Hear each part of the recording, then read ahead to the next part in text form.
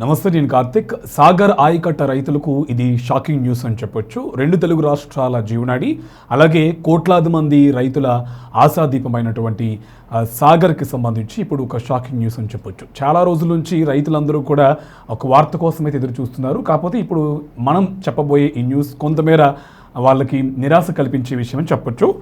So ఇప్పుడు కృష్ణా బేసిన్లో ఒక పెను విషాదం అయితే ఆవిష్కృతం అవుతుంది. నిన్న మొన్నటి వరకు అంచనాలకు మించి దూసుకొచ్చిన కృష్ణమ్మ ఒక్కసారిగా శాంతించింది. కర్ణాటక ఎగువ ప్రాంతాల్లో వర్షాలు తగ్గుముఖం పట్టడంతో శ్రీశైలానికి వరద ప్రవాహం దారుణంగా పడిపోయింది. ప్రాజెక్టు పూర్తి స్థాయిలో నిండక ముందే వరద ఆగిపోవడంతో నాగార్జున సాగర్ ఆయకట్ట పరిధిలో లక్షలాది మంది రైతుల గుండెల్లో ఇప్పుడు గుబులు మొదలైంది. సాగర్ ఆయకట్ట కింద ఈసారి వరి సాగు చేయొద్దంటూ ప్రభుత్వం జారీ చేసిన ఆదేశాలు రైతాంగానికి ఒక కోలుకోలేని షాక్గా మారాయి.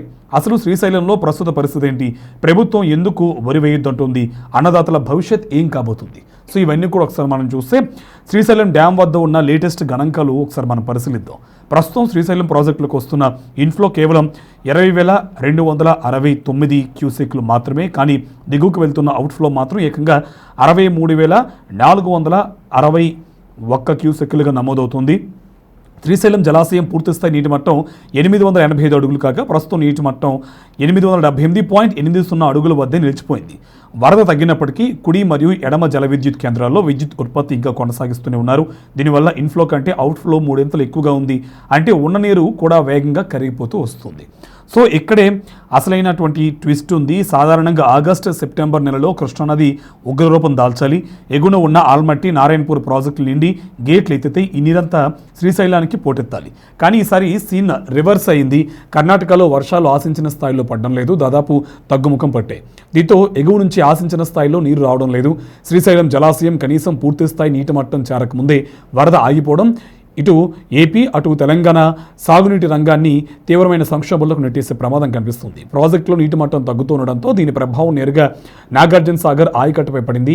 సాగర్ పడదలో కుడి ఎడమ కాలువ కింద లక్షలాది ఎకరాల్లో రైతులు వరి సాగుకు సర్వం సిద్ధం చేస్తున్నారు. నారుమల్లు పోశారు. కొంతమంది దుక్కులు కూడా దున్నిన పరిస్థితి కనిపిస్తుంది. సో వాళ్ళంతా పెట్టుబడి కూడా పెట్టారు. కానీ ఇప్పుడు ప్రభుత్వం నుంచి వచ్చిన ఒకే ఒక్క ఆదేశం వారి ఆశలపై చన్నీళ్లు చల్లింది.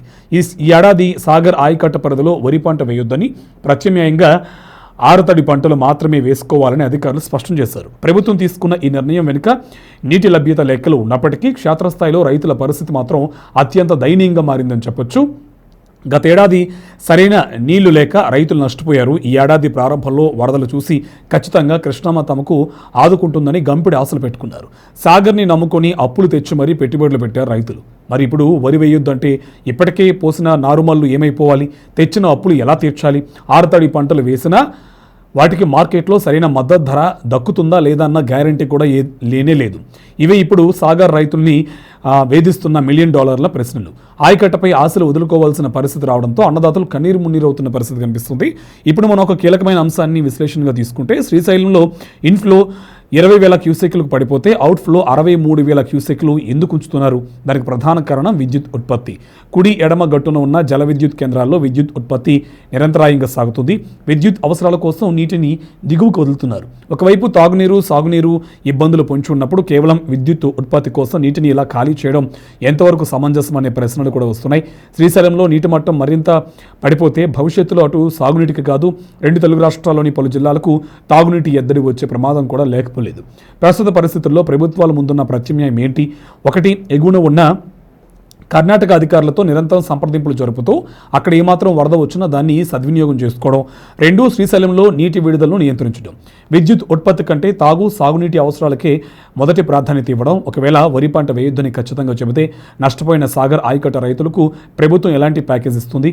ప్రత్యామ్నాయ పంటలకు ఉచితంగా విత్తనాలు ఎరువులు అందించి వారిని ఎలా ఆదుకుంటుంది అనేది ఇప్పుడు తేలాల్సి ఉంది. ఒకవేళ ప్రకృతి కరుణించకపోతే మానవ ప్రత్యామ్నాయాలు ఎంతవరకు పారుతాయి అనేది కృష్ణమ్మ ప్రస్తుత పరిస్థితి చూస్తే అర్థమవుతుంది. నిండని శ్రీశైలం, ఎండిపోతున్న సాగర్ ఆయకట్ట రైతుల ఆశలు, ఇవన్నీ తెలుగు రాష్ట్రాల వ్యవసాయ రంగానికి రానున్న రోజుల్లో పెద్ద సవాల్గా మారబోతున్నాయి. ప్రభుత్వం కేవలం ఆదేశాలు జారీ చేసి చేతులు దులుపుకోకుండా అప్పులు ఊబిలో కూరుకుపోతున్న ఆయకట్ట అన్నదాతకు భరోసా ఇవ్వాల్సిన బాధ్యత ఎంతైనా ఉంది.